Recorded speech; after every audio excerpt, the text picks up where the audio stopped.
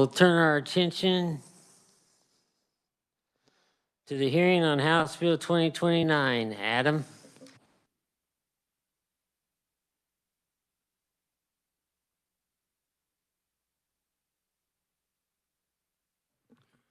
Thank you, Mr. Chairman. House Bill 2029 would designate a portion of K5 Highway in Wyandotte County as the Rep. Marvin S. Robinson Memorial Highway, and would correspondingly redesignate a current portion of what is the Harry Darby Memorial Highway for that section. Under Section 1 of the bill, the Rep. Marvin S. Robinson Memorial Highway will be designated on K5 from the junction of North 18th Street in Wyandotte County to the junction with North 38th Street. And again, this will be designated as the Rep. Marvin S. Robinson Memorial Highway. Signs will not be placed until the Secretary of Transportation has received sufficient funds from gifts or donations to cover the cost of the signs plus 50%, which is customary for commemorative highway designations.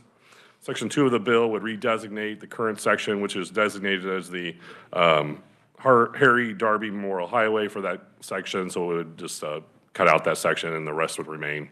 And with that, I'd be happy to stand for any questions. Committee questions?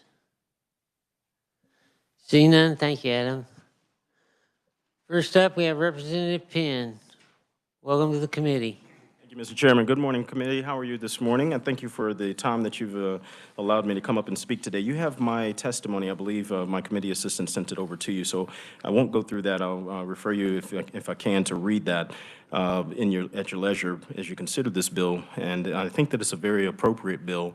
The late Representative Marvin Robinson passed away in August of this past year from pancreatic cancer, and he was a dear friend of mine, a great legislator, and as we saw from all the testimony and the well wishes that happened at the well, both when we recognized him as well as passed out this bill unanimously out of the House, it was a strong bipartisan feel for the late representative. What I would like to share with you, Mr. Chairman, if I may, is a couple of words. You might not have them in your testimony if you didn't receive it from the House, so if I can, I'd like to read the words of his brother, if that's okay, and it's very short. His brother is a chaplain for the Coca-Cola industry, and he's also the chief of staff for their family church, and the congregation that they utilize is called the Church of God in Christ. So they are with that particular jurisdiction up north, and it's about a 3,000 to 6,000 member. I'm not sure the exact number of members in the church. So it's a pretty big deal. So he wrote this. He says, "My testimony on Marvin S. Robinson Memorial Highway. Marvin had his life in service to others. He helped the youth prepare, as a youth, he helped prepare Sunday school literature for shipping. They owned a Sunday school business. He helped maintain his church, lawn care, snow removal, and cleaning. In his early teens, he began to help local politicians in their campaigns, passing out flyers. And during his junior and high school years, he added his school participation. After high school, he began a career in his higher education journey at Emporia State University and Princeton University, involvement in the Black Student Union, where he became aware of Harriet Tubman, the Underground Railroad, and the suffering of escaped slaves in the area of Quindaro, which is what we're talking about here today. His personal family connection was to that suffering. Marvin was honorably discharged from the U.S. Navy as a veteran, and after his service to our great nation, he returned to the Quindaro area, helping senior citizens protect and maintain their homes, also protecting against the inappropriately placed landfills. This was a vignette that Representative Barbara Ballard and everyone chuckled at, because apparently as a younger man, when he started trying to protect Quindaro, if you think Tiananmen Square, the gentleman standing out in front of the tank at the Quindaro ruin site up in KCK, they were trying to back in and make it a landfill.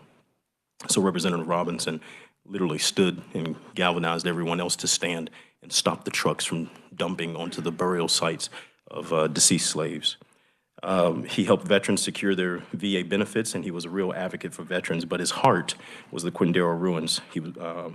So we also had testimony from Representative Barbara Ballard, who was his office mate and the former chair of the Kansas Black Legislative Delegation, as well as testimony from Mayor Tyrone Gardner, who is KCK Wyandotte Unified Government's mayor. All that to say, Mr. Chairman, when you're looking at this particular stretch of road, it actually runs in front of the Quindaro ruins, the bluffs in that site. He gave his all without any recompense or anything to make sure that it was preserved as a good Kansas story. So this is an opportunity for us to not only honor his memory, but also the important work that he was doing for the state of Kansas. And with that, I will cease and take any questions you might have, sir. Thank you. Committee questions. Senator Clamp. Thank you, Mr. Chair. Thank you, Representative Penn, and I appreciate the written testimony as well. And it was well written in support of House Bill 2029. So I just more of comments than a question. I appreciate you bringing this and coming in support of it. Coming out of the Wyandotte County area myself, I understand his energy there and his commitment. So it's appreciated, and I appreciate you bringing this forward. Thank you, Senator. Committee, further questions? Representative, I just want to make a comment. I know he always greeted me friendly when I came in the Ramada. I'd see him stand there. He'd come down and sit with me while I ate breakfast. Always had a kind word for a person. It's a great person. It's not often we get a bill brought over that was sponsored by 111 people. That's quite an accomplishment of itself. And thank you for that, Senator. Again, we can get kind of partisan. Y'all know this under this dome. But Marvin was one of those guys, and as you look in my testimony, you see that he voted for his district. He didn't necessarily vote party lines, and we had plenty of conversations about that. So if you look at his body of things that he supported, also, you know, we just had the 70th anniversary of the Brown versus Board of Topeka decision at the Supreme Court. He spearheaded that entire event, and no one else had done that. So when we, as a state, were able to commemorate that, that was literally something done by Representative Marvin Robinson. He also got the Quindaro ruins placed on the Registry of Historical Landmarks for the state of Kansas, but also worked with, across the aisles with Congressman Kevin Yoder to get it on the path starting to be recognized by the U.S. government as a national historical landmark site as well. So there's something in there for everybody, you know, whichever way you fall. But I just know that as a good son of Kansas, this is a great way to respect him, honor him, and just let folks know that that's a shining example of what real leadership looks like. So thank you.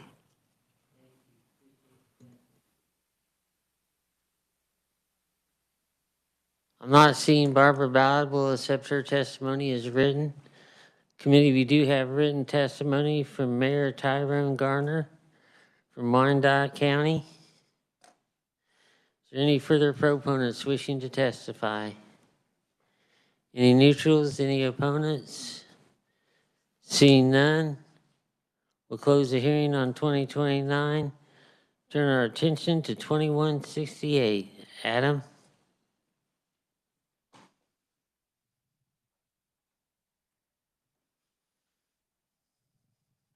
Thank you, Mr. Chairman. House Bill 2168 would provide for the blackout license plate.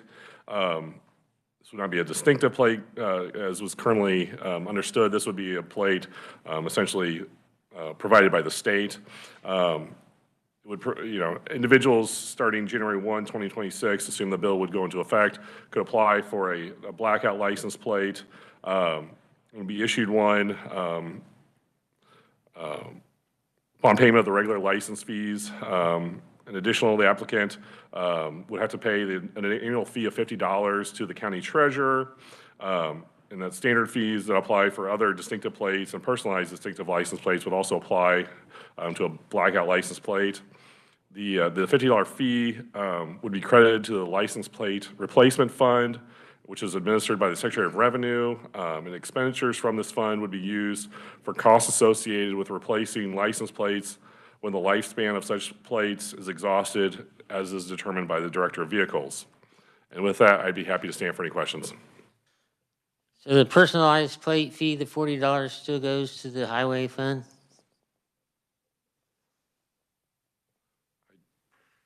Probably, ask I'd have research. to look into that, but where that one goes. Jill, do you know? We think it does. Thank you, Adam. Oh, committee, further questions for Adam? Joseph or Senator Clays? Yeah, can you help me out a little bit here? What is an exhausted license plate? Essentially, when the license plate becomes unreadable or damaged, they replace them every so often. There used to be more of a standard process. It's kind of used to be I believe, every 5 years, but the Secretary has discretion to delay those on kind of an ongoing basis. Committee, further questions? Senator Dietrich. Thank you. And can I just ask why? Why do we need this? Do you know? Probably better defer to Revenue or Division of Vehicles as they're the proponents of this. I have a perplexed expression on my face because I just need to know more. Okay, thank you. Further questions for Adam? Thank you. Next up, we have Zach Denny. Welcome to the committee. Thank you, Mr. Chairman. Good morning, members of the committee. My name is Zach Denny. I'm the Director of Government Affairs for the Kansas Department of Revenue. Working at the Department of Revenue, I hear a lot about license plates, and I've heard a lot about this blackout license plate since I've been here. It's incredibly popular, and so we thought we would introduce it and bring it to the people of Kansas since we get so many requests about it. I'm sure many of you are familiar with what a blackout license plate is, but if not, I have a copy here of what ours would look like. Hand these out real quick.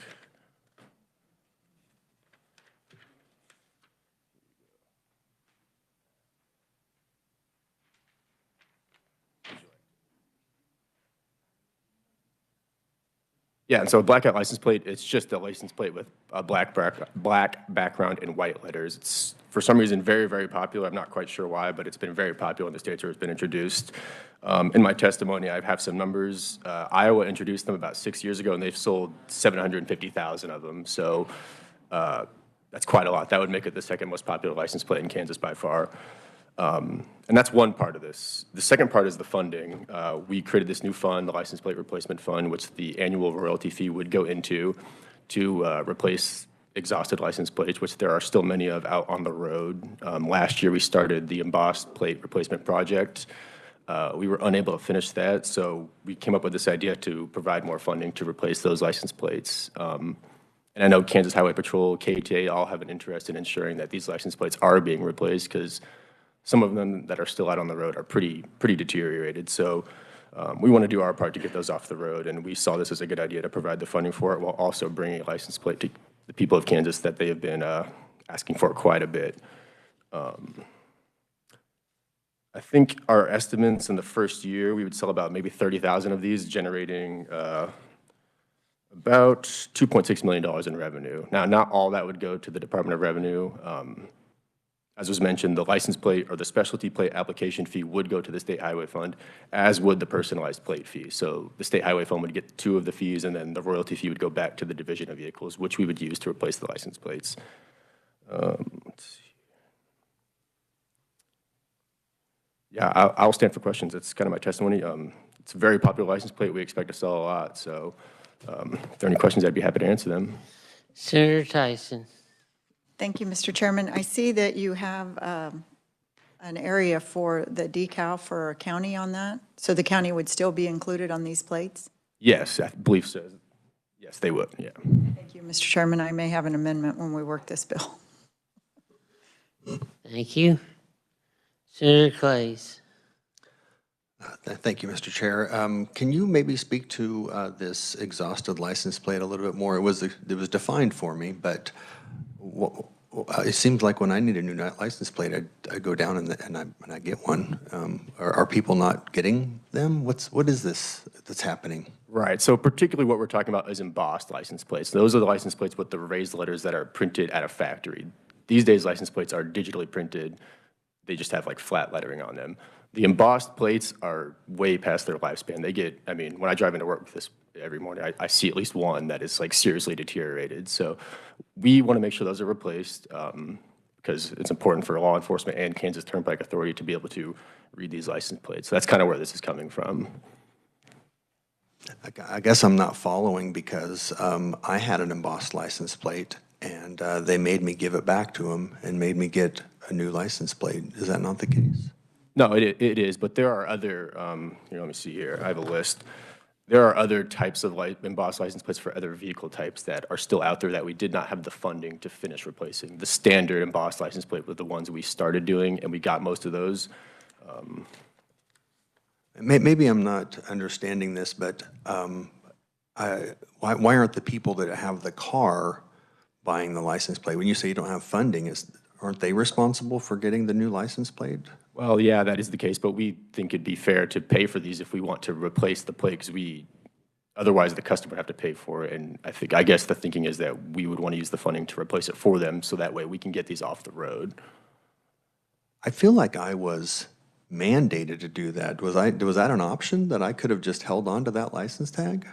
I didn't realize it. It felt like they wanted it and I had to give it to them. Yeah, for the embossed plates, when a new standard plate design was issued just like last November, I think, and everybody who had an embossed license plate had to give that back, and we gave them a new standard plate with the new design on it. That's what we'd want to do for the remaining embossed plates out on the road. Because license plates have about a 5-year life cycle. Yeah, I totally get why you need to change them. I guess my question is, why aren't these folks that still have those required to just hand them in and get the other license plate? I'm not sure I can answer that. I guess we want to pay for it for them just to get them off the road. I mean, I'll let Deanna, our vehicle service manager, maybe give you some more information on that if.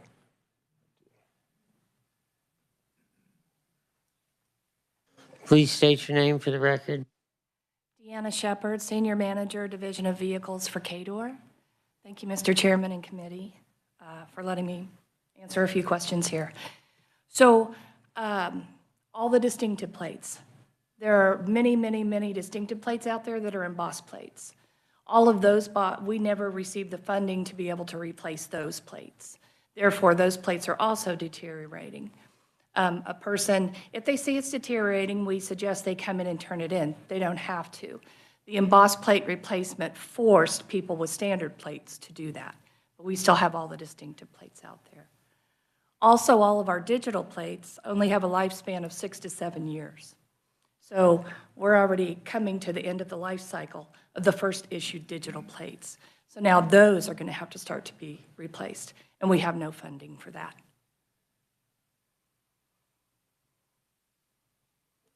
Committee for the questions. Senator Warren. Thank you, Mr. Chair. Thanks for your testimony answering questions.